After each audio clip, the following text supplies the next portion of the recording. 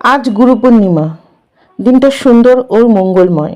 ব্রহ্মানন্দং পরম সুখদং কেবলং জ্ঞানমূর্তিং দ্বন্দ্বাতীতং গগন সাদৃশং তত্ত্বং সাদিলক্ষণম একং নিত্যং বিমলচং সর্বদা সাক্ষী ভূতনং ভবাতীতং ত্রিগুণহার হৃতং সদ্গুরু তং নমামি। যিনি ব্রহ্মানন্দ স্বরূপ পরম সুখদর নির্লিপ্ত চিতিশক্তির রূপ জ্ঞানমূর্তি বিশ্বাতীত গগন সদৃশ তত্ত্বমসী প্রভৃতি বাক্যের লক্ষ্য, সেই পরম গুরুর বেদিমূলে আত্মসমর্পণ করলাম। একং নিত্যং সেই অদ্বিতীয় ব্রহ্ম, বিমল অচল সকল বুদ্ধির সাক্ষী স্বরূপ ভবাতীত এবং ত্রিগুণ রহিত সেই সদ্গুরুকে আমি নমস্কার জানালাম। আজ বুধবার 12ই শ্রাবণ 1433 বঙ্গাব্দ, 29শে জুলাই 2026 সাল। নক্ষত্র উত্তরাষা নক্ষত্র। শ্রী শ্রী গুরু পূর্ণিমা, শ্রী শ্রী ব্যাস পূজা। পূর্ণিমার ব্রত উপবাস আজকের দিনেই করা হয়। শ্রী শ্রী সত্যনারায়ণ ব্রতও করা হয়।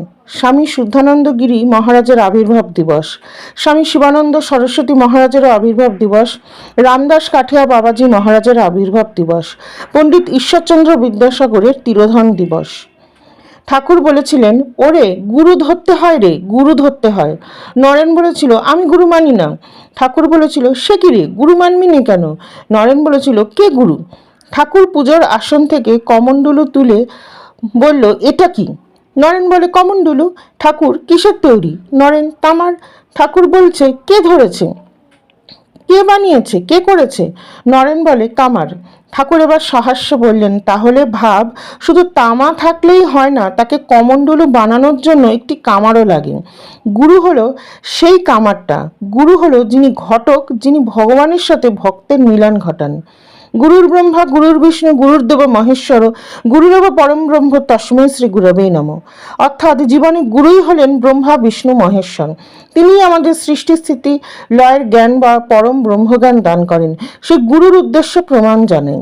শ্রীমা বলেছেন, ঠাকুরই সব, ঠাকুরই ইষ্ট, ঠাকুরই ইহকাল, ঠাকুরই পরকাল। তুমি ঠাকুরের, ঠাকুর তোমার। আবার বলেছেন, তিনি সর্বদেবময়, তিনি সর্ববীজময়।